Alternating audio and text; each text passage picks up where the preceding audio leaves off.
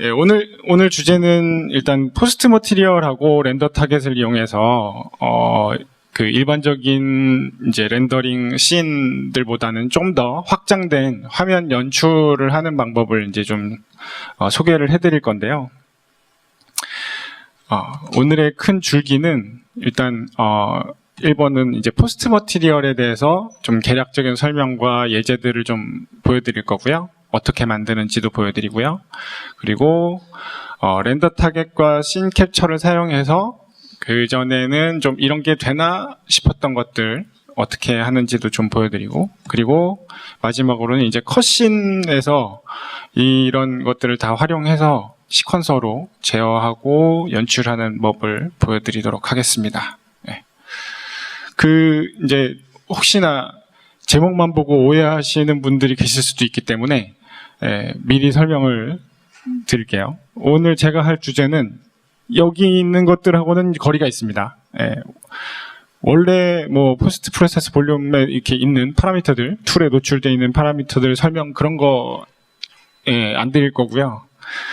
그 모바일 프로젝트 하시는 분들 많으시지만 뭐 안 되는 건 아닌데 모바일에서도 다 가볍게 쓸 수 있나요? 이런 거는 사실 장담 못 하겠어요.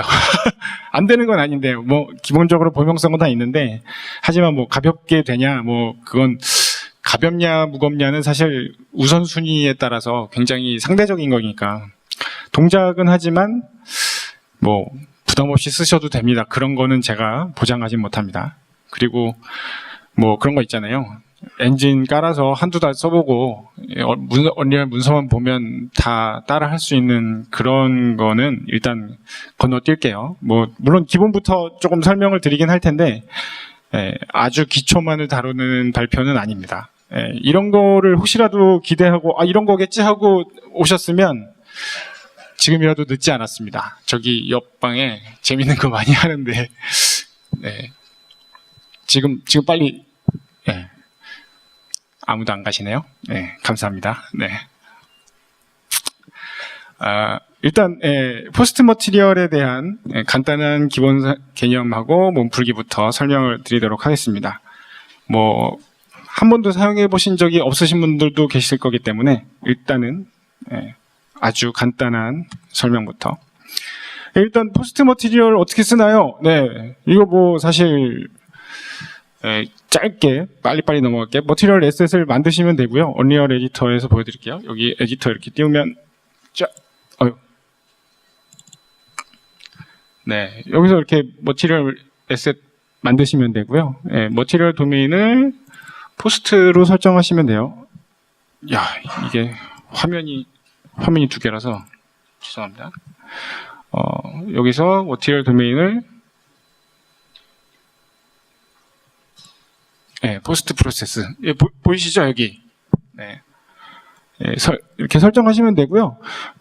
그 다음에 포스트 프로세스 볼륨에 이 머티리얼을 지정하시면 되는데,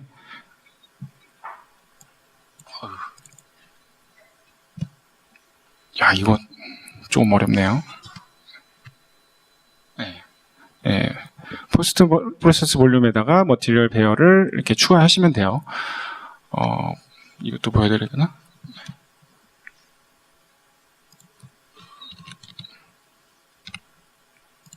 여기 쭉 내려보시면 여기 이렇게 배열 추가하는 거 있죠? 여기 십자 버튼 누르셔가지고 여기다 이렇게 지정을 하시면 됩니다. 그러면 동작을 해요.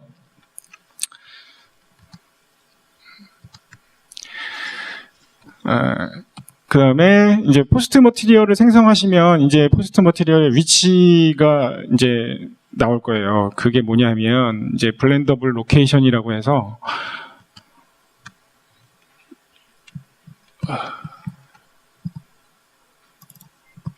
여기 쭉 내려보시면 나오는 거 여기 있죠?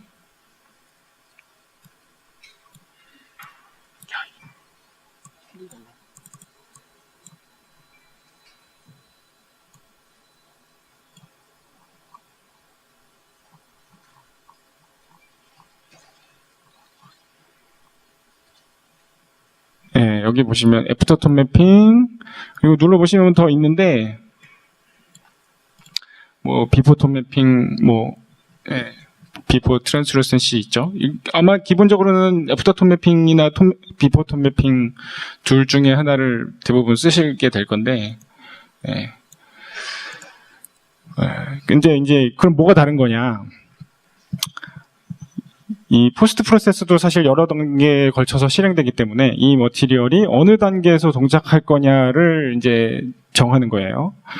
근데 보시다시피 비포 톤 매핑하고 애프터 톤 매핑에는 각각의 장단점이 있습니다. 그 비포 톤 매핑을 쓰시면 지터링 문제는 없는데 이후에 이제 톤 매핑 이전에 한 거기 때문에 그 지금 여기서 정한 컬러가 이후에 변경될 수가 있죠. 톤 매핑을 거치면서. 대신 애프터 톤 매핑을 하시면 애프터 톤 매핑은 이미 다 톤 매핑이 끝난 상태에서 하는 거기 때문에 여기서 정한 색이 최종값이 되는데 대신 이제 지터링 문제 같은 게 좀 발생할 수가 있어요. 이 지터링 문제가 뭐냐면 그 일부 픽셀들이 좀 이렇게 자글자글 막 흩어져서 막 떨리는 것처럼 보이는 그런 증상이요. 보여드릴게요.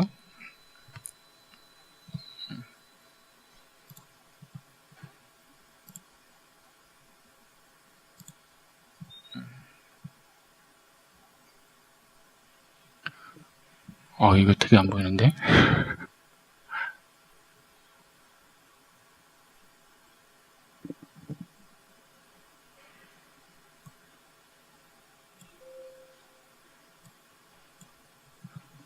여기서 이제 보시면 이게 템포럴 AI 때문에 발생하는 문제가 있기는 한데요.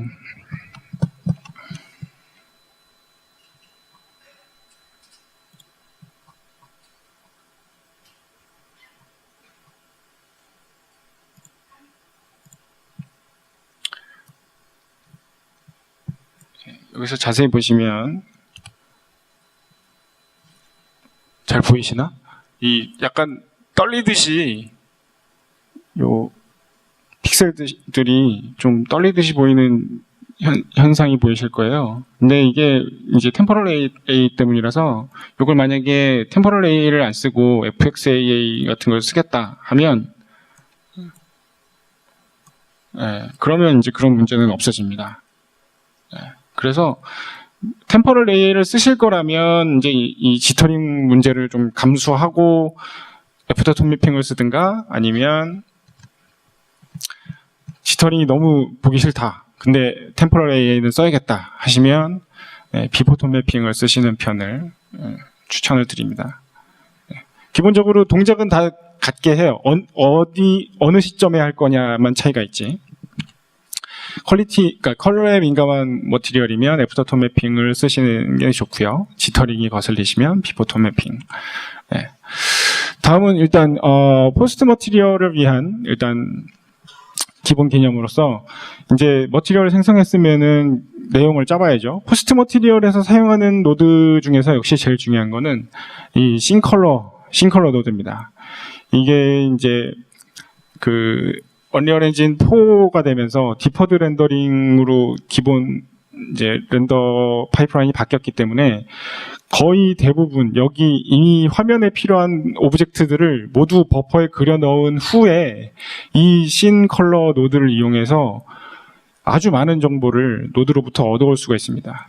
너무 많아서 여기 보시면 이 노드 클릭하면 나오는 어느 버퍼 쓸래 하는 옵션이거든요. 이거 쭉 보시면 너무 많아서 겁날 정도로 많죠. 물론 이제 뭐 모바일에서는 다 되는 건 아닌데 그래도 이 중에서도 꽤 많은 걸 쓸 수 있어요. 모바일에서도. 이게 이제 너무 많아서 걱정하실 필요는 없는 게 어차피 주로 사용하는 버퍼는 몇 개 없어요. 딱 이 정도? 아마 대부분은 이 버퍼만 써서 거의 대부분을 표현하실 수 있으실 겁니다. 이 정도만 잘 다루셔도 많은 걸 만들 수 있어요. 이 중에 모바일에서 잘 안 될 수도 있는 건 아마 월드 노멀 이 정도 빼고 이 앞에 4개는 모바일에서도 잘 되고요. 일단은 아주 간단한 것부터 설명을 드릴게요. 기본 개념부터 일단 포스트 머티리얼에서 버퍼를 얻어와서 그리는 것도 결국 UV 주소를 가지고 화면 좌표에 뿌리는 거기 때문에 UV만 잘 이해하셔도 굉장히 많은 걸 할 수 있습니다. UV의 X좌표는 이렇게 왼쪽부터 오른쪽으로 0에서 1로 가고요. Y좌표는 당연히 위에서 아래로 0,0에서 1,0 값을 가집니다. 뭐 당연한 거 아니냐 하실 분도 계시지만 이제 중요한 건 UV는 상대 좌표이기 때문에 화면 해상도가 변한다 하더라도 이건 변하지 않는다는 거죠. 포스트 프로세스는 사실 이제 버텍스 쉐이더가 하는 일은 별로 없고요. 거의 대부분 픽셀 쉐이더에서만 이루어지기 때문에 이 UV만 잘 다루셔도 굉장히 많은 걸 하실 수가 있습니다. 자, 이 개념을 가지고 아주 재미있는 효과를 만들어 볼 건데요. 이게 뭐냐면 이제 레트로처럼 표현하기. 이게 그러니까 오늘날에야 뭐 워낙 고해상도 모니터들 많이 쓰시고 요즘에는 뭐 4K까지 나왔는데 옛날에는 사실 그렇지 않았잖아요. 옛날 그 TV에 연결해서 하는 게임들, 8비트 게임들 보면 막 320에 240 해상도 막 이런 걸로 이제 게임들을 만들었었는데 옛날 그런 향수를 좀 그리워하시는 분들이 요새 많으신가 봐요. 복고가 유행인 것 같더라고요. 그래서 레트로처럼 일부러 표현하는 그런 게임들이 좀 있는데 그런 포스트 머티리얼을 만들어 보겠습니다.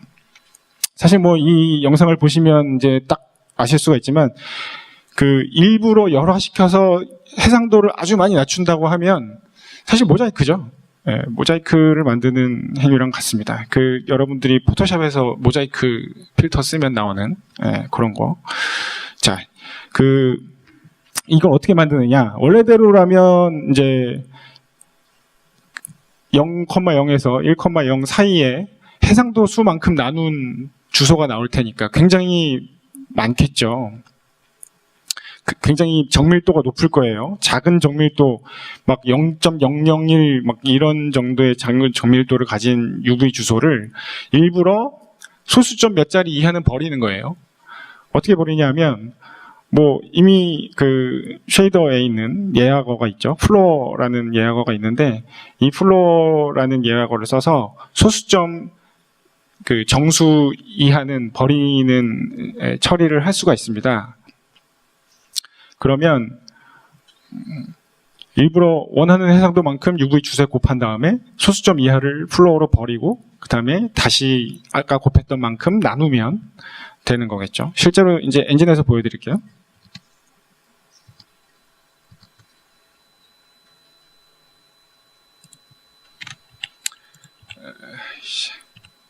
아이고.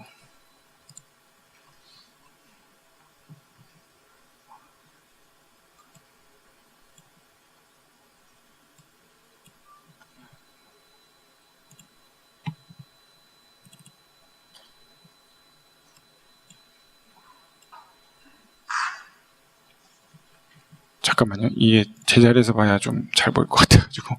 네.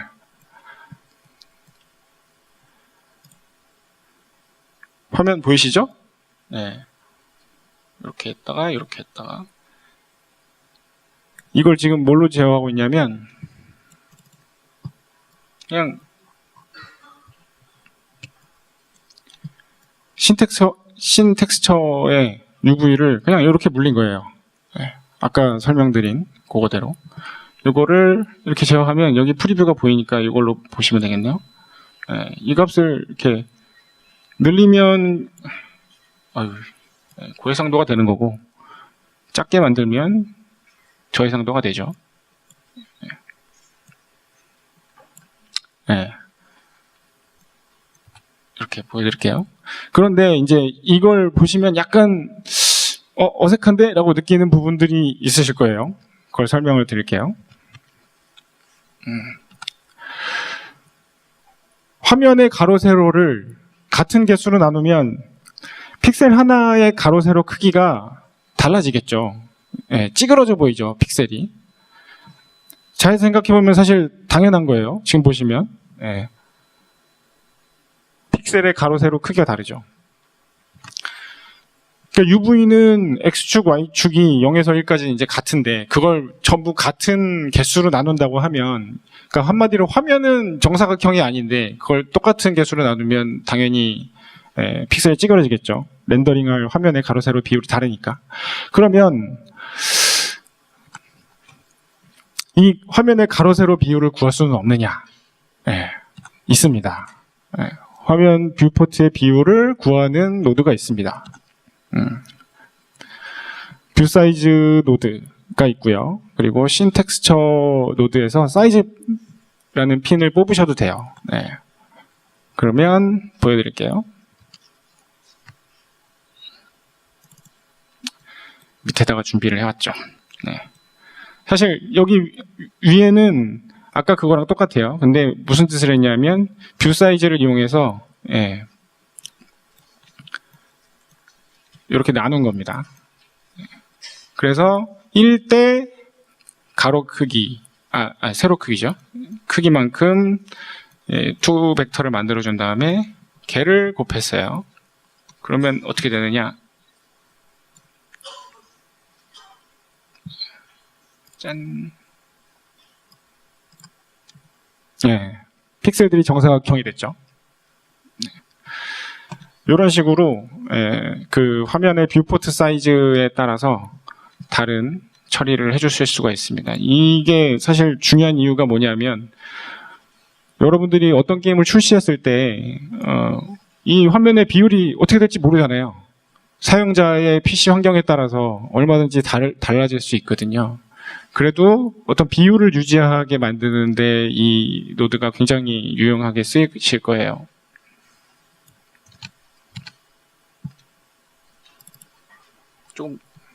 조금 픽셀을 더 크게 해볼까요? 잘 안 보이실 것 같은데.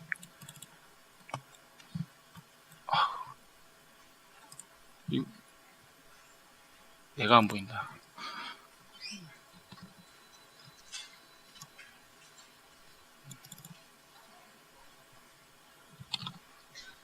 (20) 20으로 나눠볼게요. 이런 식으로 지금 보시면 화면 뷰포트의 가로 세로 비율이 달라진다 하더라도 픽셀들은 정사각형을 유지하고 있죠.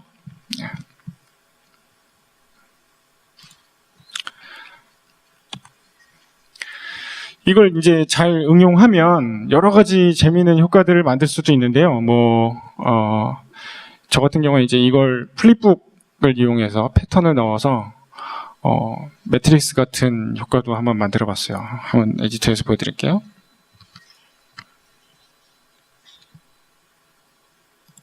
얘는 됐고.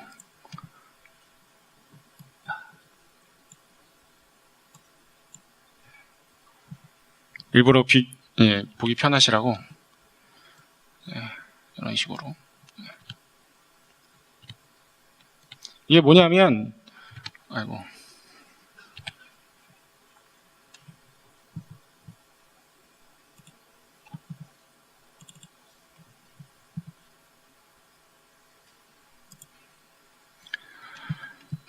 기본적으로는 아까 보여드린 걔랑 같은데요.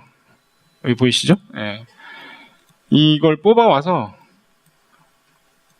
이렇게 플립북을 쓰고요.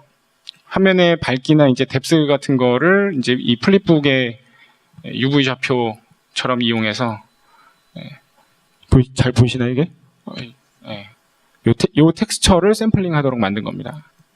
그 다음에 넣은 거예요. 이거 뭐 얘는 굳이 안 해도 되니까. 이런 식으로 이렇게도 하실 수 있고,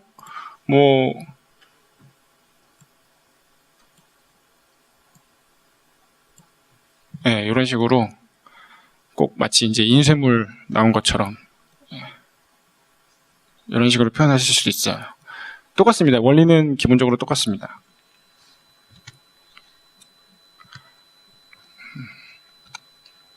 다음은 이제 외곽선 그리기를 설명을 드릴게요. 외곽선을 그려야 하는 경우들이 꽤 많이 있으실 거예요. 그 게임 하다 보면 많이 필요하신데, 만화 같은 표현을 하시려고 혹은 이제 게임에서 어떤 오브젝트가 딱 선택됐을 때 그 외곽선을 표현하려고 이런 것들 하시죠. 오늘은 일단 뭐 화면 전체에 만화처럼 표현하는 방법을 설명을 해드리겠습니다. 외곽선 그리기라는 뭐 그런 함수 같은 게 따로 있진 않아요. 이게 원하는 느낌에 따라서 다 구현 방법이 다르고, 뭐 프레넬을 이용하는 방법도 있고, 프레넬 많이들 쓰시죠, 보통 외곽선 따려고. 뭐 뎁스를 이용하는 방법도 있고. 사실 이런 거는 뭐 정답 같은 게 있지는 않습니다. 자기가 원하는 대로 수식을 짜는 수밖에 없어요. 그러면 이제 우리가 이걸 만들기 이전에 외곽선이라는 게 뭔가부터 일단 한번 생각을 해보죠. 옛날에 이제 도트 게임 시절 이런 때 생각해 보시면 포트 같은 거 이제 잘 보이게 하려고 외곽선 그리기라는 이제 꼼수를 썼어요. 그때 쓰던 방법 중에 하나가 이제 뭐냐면 폰트를 여기 잘 보시면 폰트가 이렇게 그려져 있는데 한 픽셀 옮겨서 먼저 찍는 거예요. 다른 색으로. 뭐 오른쪽에 한 픽셀 옮겨 찍고 위에 한 픽셀 옮겨 찍고 그다음에 아래 그 다음에 뭐 왼쪽 이렇게 다 둘러싸게 그려야 되면은 총 4번을 먼저 그리고 그 다음에 원래 위치에다가 폰트를 흰색으로 그리는 겁니다. 사실 이게 별로 요즘 시대에도 달라지진 않았어요. 뭐 만약에 그림자처럼 그린다 그러면 이제 2번만 그리면 되고, 외곽선의 기본 개념은 그냥 이런 겁니다. 원래 찍어야 하는 픽셀 좌표 옆에 원하는 굵기만큼 옮겨서 다른 색을 칠하면 그게 외곽선이 되는 겁니다. 그래서 일단 한번 간단하게 짠 노드를 보여드릴게요. 이거는 이제 이해하기 쉽게 정리를 한 노드인데요. 원래의 뎁스 버퍼, 이 녀석이 원래 뎁스 버퍼 인 거고요. 이 녀석으로부터 뎁스를 값을 얻어오고, 그 다음에 보시면 UV를 왼쪽으로 한 픽셀. 이건 아까 설명드린 뷰 사이즈 가지고 비율 구한 거죠. 그리고 이걸 1로 나눠서 한 픽셀의 크기가 얼마인지 구한 다음에 한 픽셀을 여기 마이너스 1,0 이 부분이요. 요만큼 옮겨요. 옮겨서 그걸 이제 UV에 원래 그려야 하는 좌표에 더해주는 거예요. 그러면 한 픽셀 옮겨서 거기 위치를 값을 얻어오겠죠. 그런 다음에 이 두 개를 비교하는 거예요. 얼마나 차이가 나나. 왜냐하면 이제 보통 만화 같은 데서 생각을 해보시면 카툰 스타일, 외곽선이라는 건 보통 뭐냐면 이제 튀어나온 부분하고 그 뒷배경 사이를 분리해 주잖아요. 그러니까 그만큼의 뎁스 차이가 꽤 많이 나는 경우가 외곽선이 그려질 거다라고 보는 거죠. 뭐 3D 렌더링에서도 뭐 얼마나 튀어나왔나, 그러니까 주변 값과 깊이 값이 얼마나 차이가 나나를 기준으로 삼을 수 있죠. 만약에 이제 뭐 특정 오브젝트에만 나타나게 하고 싶다 그러면은 신뎁스보다는 이제 커스텀 스텐실 같은 걸 쓰시면 확실한데, 그거는 오늘은 건너뛸게요. 이게 이제 흔히 말하는 전통적인 픽셀 옮겨 찍기 방식입니다. 그렇게 하면 이렇게 됩니다. 보시다시피 한 픽셀 옆으로 딱 옮겨서 걔를 가지고 이렇게 비교를 하면 이렇게 검출을 해낼 수가 있어요. 이렇게 픽셀을 딱 한 픽셀 옮겨낸 거죠. 자, 그러면 이제 외곽선을 그려야 되는데 어떻게 되느냐? 이걸 네 방향으로 반복하면 됩니다. 아까 보신 게 이거예요. 이걸 4번 반복하는 거예요.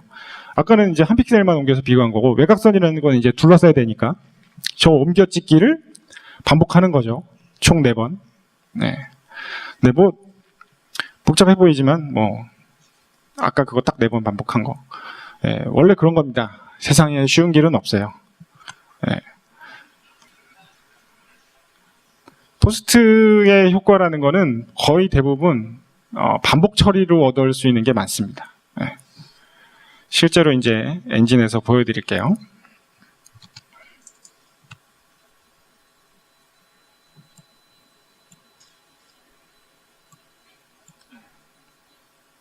이게 이제 외곽선을 검출해서 일부러 빨간색으로 칠한 겁니다.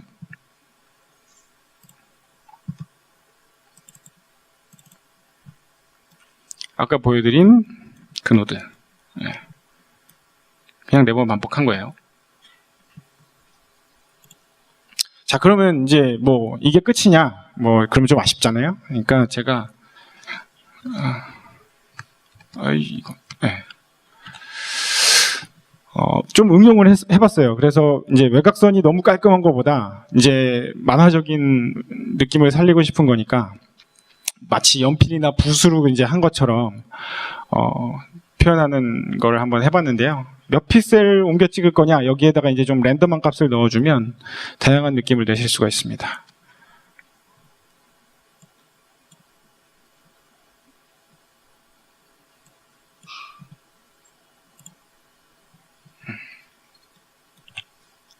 보시면 약간 좀 카툰 스타일 같죠? 외곽선도 그려져 있고,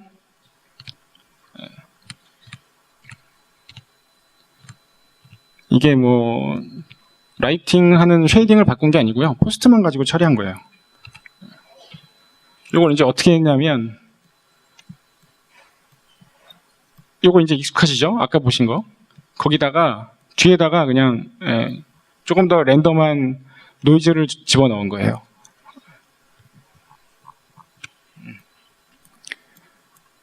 이렇게 해서 처리를 하고, 뭐 물론 이제 그냥 이렇게만 해도 되지만 왠지 만화스럽게 하려면 좀 아쉬우실 것 같아가지고,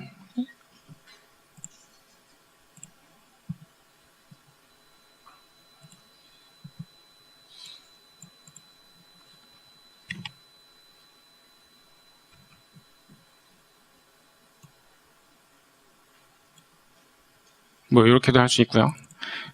일부러 제가 잘 안 보이네요. 일부러 베이스 컬러 버퍼하고 렌더링이, 그러니까 라이팅이 다 끝난 포스트 프로세스 인풋 제로하고 이 둘 사이를 이제 섞어서 표현을 한번 해봤어요.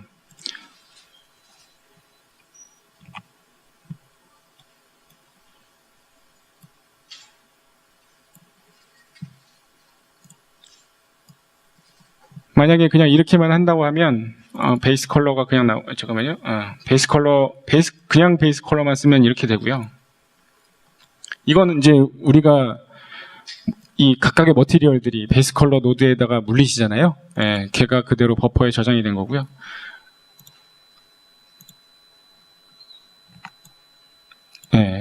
라이팅된 화면은 사실 여기고, 여기에 이제 외곽선만 그려놓은 거고요.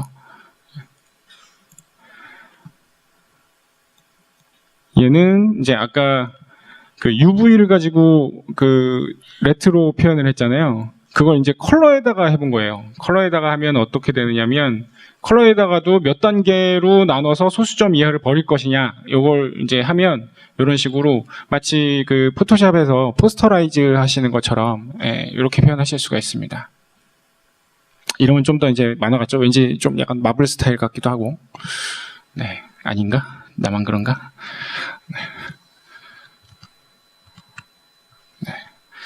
네, 이 정도까지가 이제 포스트 프로세스에 대한 소개입니다. 일본이 되게 오래 갔네. 자, 이번은 이제 멀티 렌더에 대해서 좀 설명을 드릴게요. 멀티 렌더를 이제 활용을 할 텐데, 일단 렌더 타겟과 씬 캡처를 사용하는 방법을 설명을 드리고, 그 다음에 거울의 방 만들기를 설명을 드릴게요. 그 다음에 이미지 합성하는 것까지 설명을 드리도록 하겠습니다. 멀티 렌더가 필요한 경우가 꽤 있는데, 멀티 렌더라는 게 뭐냐 하면 말 그대로 렌더링을 동시에 여러 군데에다가 하는 거예요. 여러 장면을 따로따로 렌더링 하고 싶거나, 꼭 장면이 아니더라도 특정한 정보를 맵에 기록하고 싶을 때, 이런 때에도 멀티 렌더를 사용하시면 됩니다. 멀티 렌더를 잘 이용하면 게임에서 아주 막강하게 사용하실 수가 있습니다. 이거는 작년 언리얼 서밋에서 어떤 분이 아주 훌륭한 발표를 하셨는데, 렌더 타겟을 이용해서 이렇게 풀을 눕히는 이런 데에도 사용하실 수가 있어요. 누가 했는지 아주 훌륭하네요. 자, 그래서 이걸 이제 사용하는 예제를 보여드릴 텐데, 이걸 생각하게 된 계기가 있습니다. 예전에 어느 분께서 이런 질문을 하시더라고요. 거울처럼 반사되는 배경을 만들고 싶은데, 아니 러프니스를 아무리 낮춰도 이게 또렷한 반사가 안 나와요. 막 이러시는 거예요. 그래가지고 아니 왜 또렷한 반사가 안 나오지? 리프렉션 캡처 잘 심으시면 되는데 그랬더니 캐릭터가 안 보이는데요 그러시더라고요. 그렇게 왔구나. 예. 화면에 보이지 않는 물체라 하더라도 이제 다른 물체에 비춰서 보여져야 되는 그런 경우들이 있죠. 반사라는 것도 사실은 멀티 렌더 중에 하나라고도 보실 수가 있습니다. 어떤 물체에 비쳐 보인다는 거는 어떤 식으로든 그 부분은 렌더링을 또 해야 되는 거죠. 예, 미리 해놨든 그 순간에 하든. 그래서 리프렉션 캡처라는 걸 보통 이제 설치를 하죠. 보통은 리프렉션 캡처는 근데 이제 스태틱한 부분만 미리 렌더링 해두는 거기 때문에 캐릭터 같이 다이나믹한 애들은 미리 캡처를 해둘 수가 없죠. 왜냐면 걔는 움직일 거니까.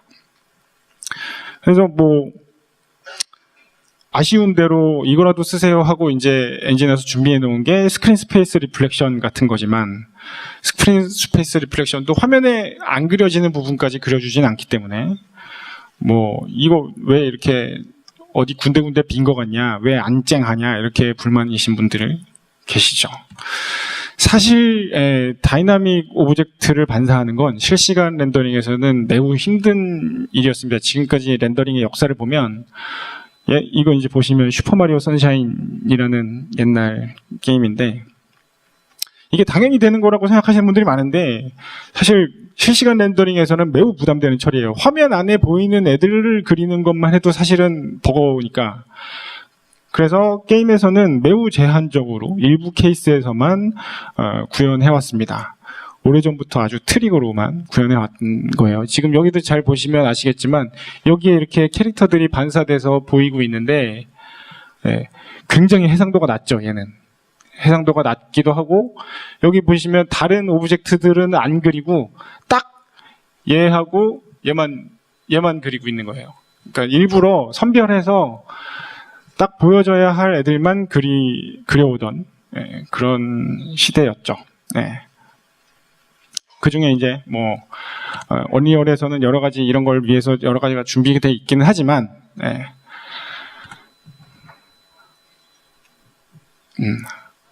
그래서 이제 캐릭터가 비치는 거울을 만들어 보자라고 이제 생각을 했어요. 용쟁호 2 이거 아시면 아재. 용쟁호 2의 명장면이죠. 이소룡의 역작이죠. 이 약간 거울의 방 중에서 약간 끝판왕 같은 앤데 이런 반사는 사실 레이트레이싱을 떠올리시는 분들이 많으실 거예요. 이번에 새로 추가가 됐으니까 4.2에서 원래 레이트레이싱이 전공법이죠. 그동안 뭐 실시간 렌더링에서는 감히 꿈도 못 꾸던 방식인데 그렇다고 해도 뭐 지금 됐다고 해도 아무 PC에서나 되는 것도 아니고 당장 뭐 쓰기 좋은 솔루션이라고 보기는 어렵습니다. 언젠가는 보편화되고 잘 이제 부담 없이 쓰실 수 있는 날이 올 거예요. 하지만 아직은 좀 부담되죠.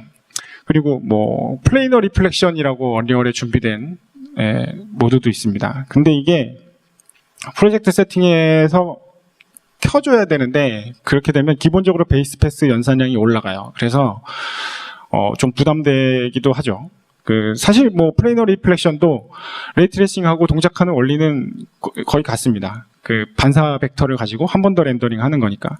물론 레이트레이싱보다는 조금 더 상황이 낮긴 하지만 플레이너 리플렉션을 쓴다고 해도 아마 불만족스러운 부분들이 있으실 거예요. 이번 케이스에서는 건너뛰고 나중에 설명을 드리겠습니다.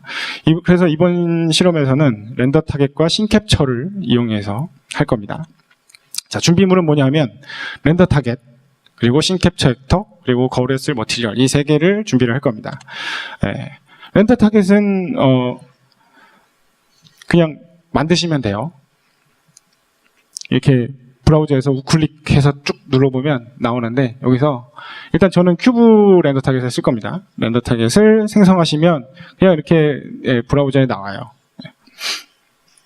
렌더 타겟은 이제 2D가 있고 큐브가 있어요. 여기 보시면 얘는 2D 렌더 타겟이고 얘는 큐브 렌더 타겟인데요.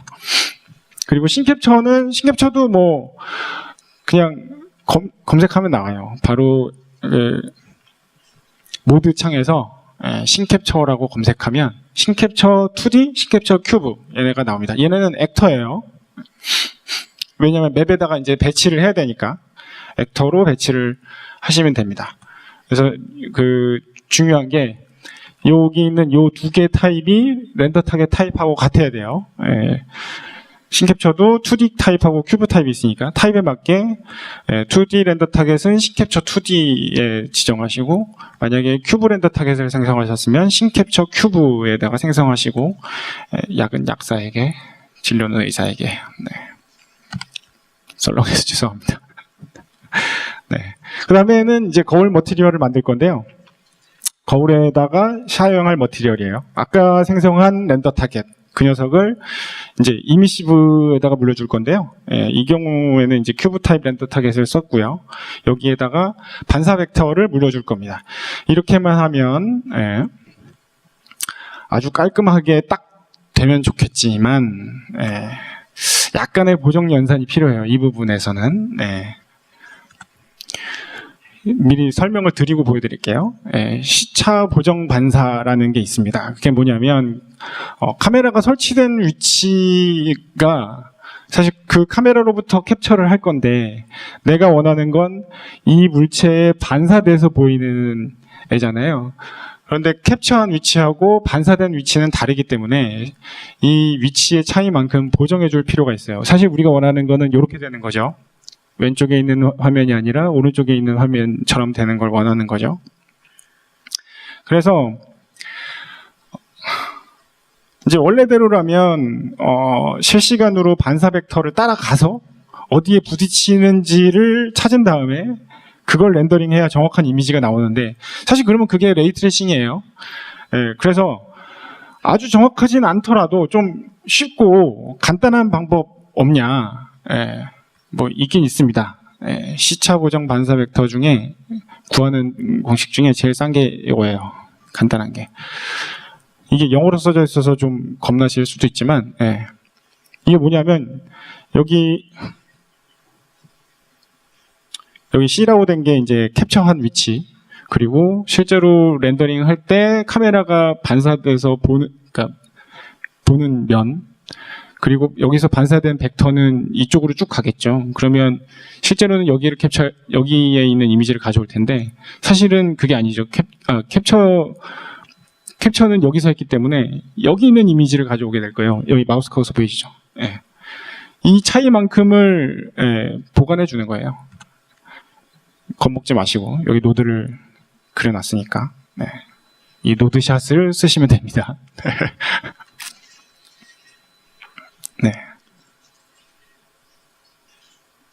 다 찍으셨어요? 그래서 만들어 봤습니다. 시연을 해보겠습니다.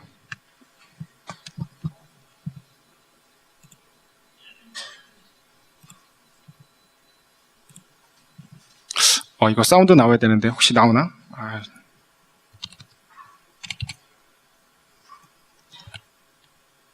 사운드가 안 나와. 용접노트 음악을 넣어놨는데. 지금 보시면 뒤쪽 거울에서도 반사가 되고요. 여기서도 반사가 되고 반대쪽에도 있습니다.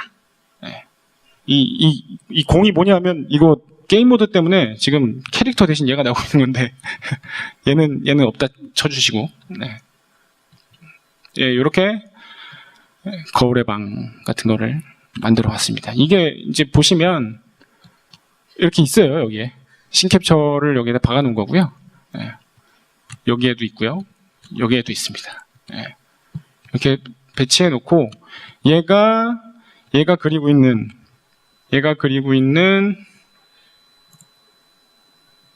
씬을 이렇게 렌더 큐브에다가 렌더링 하고 있는 거예요. 보시면 이렇게 렌더링 하고 있는 겁니다. 얘를 머티리얼에서 쓰는 거예요.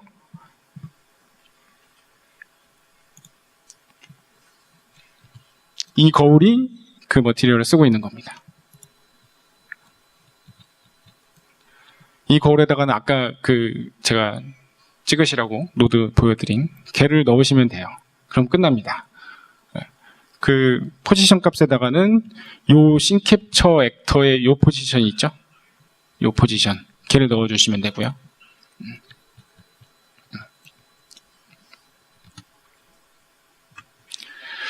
자, 그러면 뭐 이렇게 힘들게 해요? 플레이너 리플렉션 쓰면 되는 거 아니에요? 플레이너 리플렉션 쓰니까 뭐 잘만 되던데, 캐릭터도 반사 잘 되고.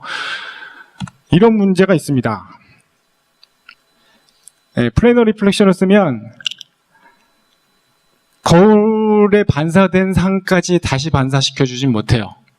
이건 아마 레이트레이싱을 써도 마찬가지일 거예요. 왜냐하면 그러면 렌더링을 굉장히 여러 번 해야 된다는 얘기가 되는데, 레이트레이싱도 사실 여러 번 추적을 해야 되는 거라서 반사된 표면을 다시 반사하려면 다시 쫓아가야 돼요.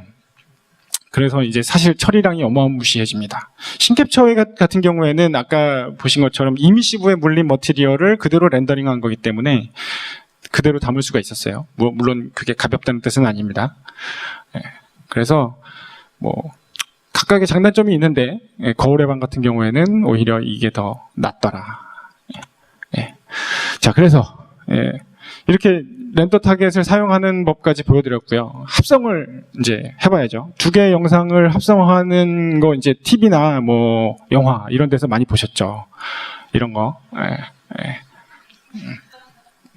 이런 것도 깨어나세요 용사요 이런 거 짤 많이 보시잖아요. 여러 그 두 장의 이미지를 하나의 화면에서 합성하는 거죠. 이게 사실 하면 되게 재미있는 표현인데 실시간 렌더링에서는 이런 거를 잘 보지 못하셨을 거예요. 되게 보기 힘든 연출이에요. 그래서 한번 보여드리겠습니다. 이미지 블렌드를 이용해서 유리창에 비치는 모습을 연출을 할 겁니다. 미리 사전에 좀 말씀을 드리자면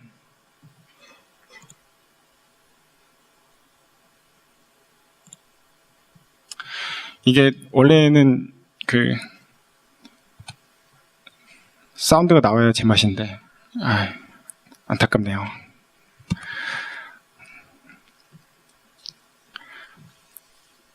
원래는 이제 그 렌더 타겟에 실제 엔티 서킷을 렌더링해서 합성하려고 했는데 에픽에서 그 소스는 안 주시더라고요. 그래서 미디어 텍스처를 이용했습니다. 이런 식으로 뭐 영화 같은 데서 흔히 보시던 연출이죠. 유리창에 이렇게 비쳐 보이는. 이거 혹시 사운드 나오게 못하나요? 너무 아쉽다 이거. 이런 식으로 이제 했고요. 어떻게 했느냐 하면 사실 포스트는 아닌데 유리창의 경우에는 트랜스루센트를 썼기 때문에 사실 포스트에서 사용하는 것들을 거의 다 쓸 수가 있습니다. 신텍스처도 거의 그대로 갖다 쓰실 수가 있고요. 여기 보시면 요 텍스처를 똑같이 조금 가공을 한 다음에 이렇게 이미시브에다가 물려줬어요. 그럼 이미시브에다 물린 건 뭐냐 하면 사실은 애드를 한 거죠. 원래 이미지를 더한 거죠, 그냥. 원래 그려야 하는 애들하고 두 개를 더해서 이제 합성을 하는 거고요. 뭐 다 이미시브면은 뭐야, 그게 무슨 합성이야. 다양한 블렌드 모드 없어요? 뭐, 포토샵에 있는 그런 거 있잖아요. 막 그렇게 질문하시는 분들 계시잖아요. 실제로 구현해 보신 분들은 아실 텐데, 포토샵에 있는 그 블렌드 모드들, 뭐, 리니어 블렌드, 많잖아요. 리니어 라이트, 컬러번, 디퍼런스, 하드라이트 이런 거 있는데, 에픽에서 준비를 해놨어요. 머티리얼 에디터에서 이거 블렌드를 찾아보시면 많이 나옵니다. 근데 이거 꽤 복잡하고 연산량이 많아요. 그래서 안 되는 건 아니에요. 부담돼서 그렇지. 머티리얼 에디터에서 한번 사용을 해보시면 좋을 것 같아요. 한번 써보시고. 근데 제 경험상 어차피 하다 보면 대부분은 애드 아니면 리니어 인터폴레이션에서 끝납니다. 여기 뭐 많이 있는데 물론 꼭 필요하시면 쓰셔야겠지만 대부분은 애드랑 리니어 인터폴레이션으로 하시기를 권장합니다.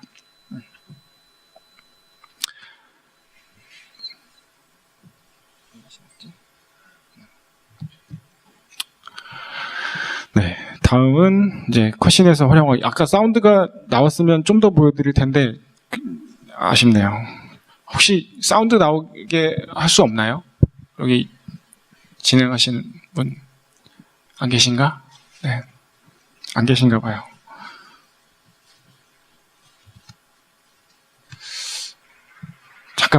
잠깐만요. 이 혹시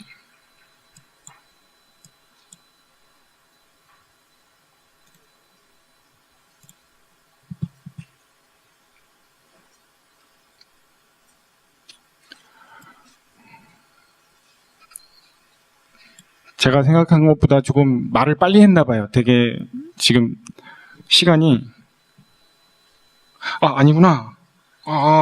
시간이 얼마 안 남았군요. 죄송합니다. 제가 빨리 네, 35분에 시작했는데 네, 깜빡했네. 빨리 할게요. 죄송합니다. 네. 화면 분할 연출을 이제 보여드릴 건데요. 시퀀서로 제어하는 것까지 보여드릴게요. 영화 같은 데서 이제 종종 이런 연출 보시잖아요. 그쵸? 영화에서 이렇게 화면 연출 분할 딱 해가지고 연출하는 거. 잘 보시면 이제 사실 화면이 3개인 거죠. 왼쪽, 오른쪽, 가운데 이렇게 3개를 이런 식으로 이제 합성한 거죠. 물론 이제 이거는 준비된 영상들이고 편집 툴로 믹스한 거죠. 근데 실시간에서도 이게 해보고 싶잖아요. 해보고 싶을 수 있잖아요. 아닌가? 멋있잖아요. 이런 거. 그래서 이런 화면 분할을 짧게 한번 만들어 봤습니다.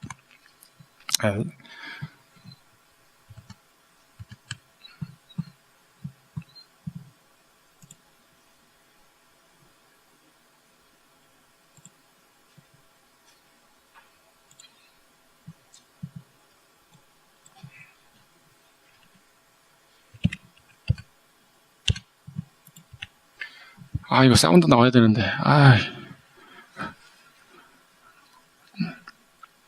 이건 이제 시퀀서로, 원래 시퀀서 예제가 있어요. 그거를 제가 조금 고친 겁니다.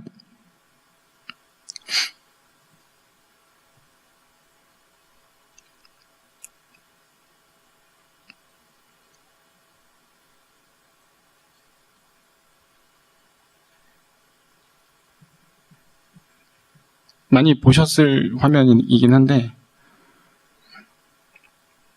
포스트를 이용하고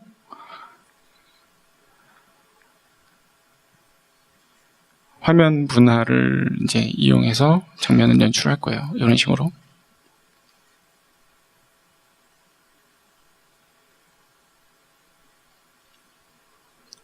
거짓말 네.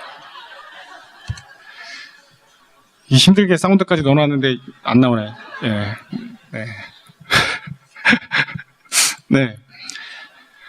네, 지금 보시는 요거랑 이제 같은 화면 분할을 만들어 본 거예요. 네. 이걸 이제 어떻게 했느냐. 사실 화면을 2개를 섞는 건 뭐 어렵지 않죠. 리니어 인터폴레이션을 쓰시면 돼요. 여기서 고민할 지점은 이제 분할할 양쪽 화면이 이제 서로 대등한 크기를 가져야 되고, 2번째 화면, 그러니까 오른쪽 화면, 여기 보시는 이 녀석이요. 이 화면은 화면 크기, 비율이 어떻게 변하든 오른쪽 끝에 딱 붙은 상태로 연출돼야 했던 거죠. 그래서 정렬, 오른쪽 정렬을 해야 했고요. 그리고 이제 3번째로 나타났던 거는 이제 잠깐 지나갔던 게임기 화면, 그거는 이제 가운데 정렬이었고요. 그래서 어떻게 했느냐. 지금 보시면, 요 전체 가로 화면 비율은 그때그때 다를 텐데, 어떻게 정렬을 하느냐. 이 녀석의 세로 비율이 그러니까 얘가 정사각형이라고 보고, 세로에 맞춰서 이만큼이 있을 텐데, 그러면 요만큼, 요 개수만큼 계속 옮겨주면 되지 않냐 하는 거죠. 그래서 여기 보시면, 아까 말씀드린 그 물음표 되는 부분, 그 부분이 여기죠. 오른쪽 정렬을 해서 포스트에서 텍스트 UV 좌표에다가 더해주는 거예요. 그러면 오른쪽 정렬을 하실 수가 있습니다. 뷰포트의 가로 비율을 따로 구했고요. 그리고 뭐 아시다시피 가운데 정렬은 사실 어렵지 않습니다. 가운데는 UV 주소가 0.5일 거라는 건 너무 뻔하잖아요. 예, 그러니까 여기 이미 스케일 UV 바이 센터라는 함수가 있어요. 그거 가지고 크기 조절을 하시면 가운데 정렬을 하실 수가 있습니다. 이제 중요한 다음 거는 이제 시퀀서로 제어하는 건데, 잠깐 이게 몇 시에 끝나야 되는 거지?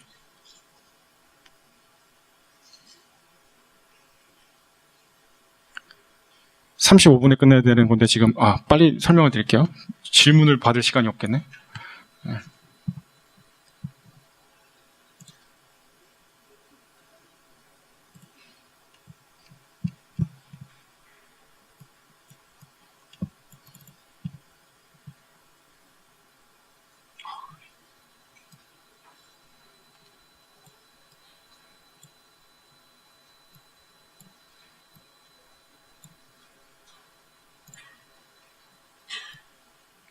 여기 보시면 이렇게 제어를 하고 있잖아요. 이렇게 시퀀서에서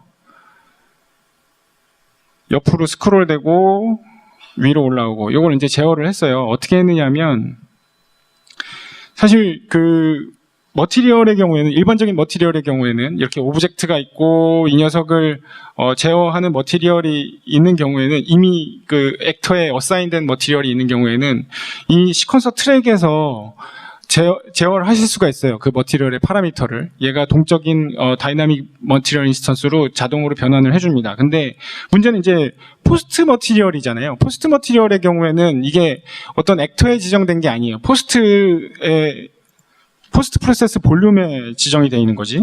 그래서 사실은 이 녀석을 제어하는 건 매우 까다로운 일이었어요. 이 트랙에서 제어하는 거는 너무 어려웠어요. 그래서 어떻게 했냐면, 그냥 머티리얼 파라미터에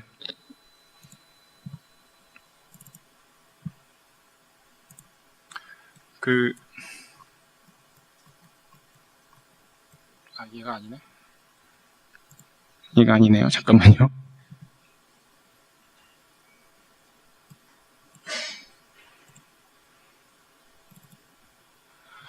네, 머티리얼 파라미터를 다 파라미터 컬렉션을 뺐어요. 여기 보시면 파라미터 컬렉션이라고 있죠. 네, 이 녀석인데, 이게 뭐냐면 파라미터 컬렉션이라고 SS로 미리 정의해 놓을 수가 있어요. 네, 얘를 이렇게 물려놓으면 얘는 시퀀서에서 트랙으로 추가해서 제어하실 수가 있습니다. 어떻게 했냐면, 시퀀서에서 여기 보시면 트랙 쭉 보이시죠?